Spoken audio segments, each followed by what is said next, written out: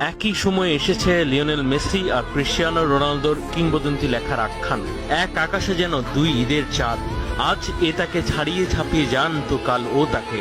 এত অসাধারণ দুজন ফুটবলার একসাথে দেখার সুযোগ এর আগে সম্ভবত আসেনি কখনো। ভীষণ ভাগ্যবান নিজেকে ভাবতেই পারে জন্মচক্ষে সাক্ষী হতে পারা বর্তমান। সঙ্গীতের ভাষায় রোনালদো যদি হন এলভিস প্রিস্লির রক অ্যান্ড রোল, তাহলে মেসি বল পায় সম্ভবত নন্দনের সুর তোলা মোজার্টের ক্লাসিক। হতে পারে কারো কারো ক্লাসিক্যাল ঘরানার মেসিকে পছন্দ, কারো মডার্ন সিম্বল রোনালদোকে। সহজ কথায় বলা যেতে পারে স্বাদের ফারাক, রুচির হেরফের।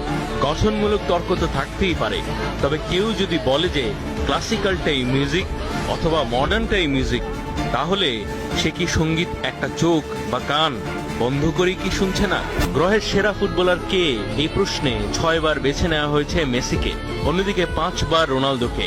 30-এর গণ্ডি আরো বহু আগে পেরোলেও অবসরে যাওয়া অবধি এই ছাড়িয়ে ছাপিয়ে যাওয়ার সংখ্যা শেষ হয়েছে এমন বাজি ধরতে পারবে না কেউ। যদি কখনো 100 বছর পরে যত্ন করে বলা হয় আমাদের গল্প, তারা যেন জানে অন্তত অল্প।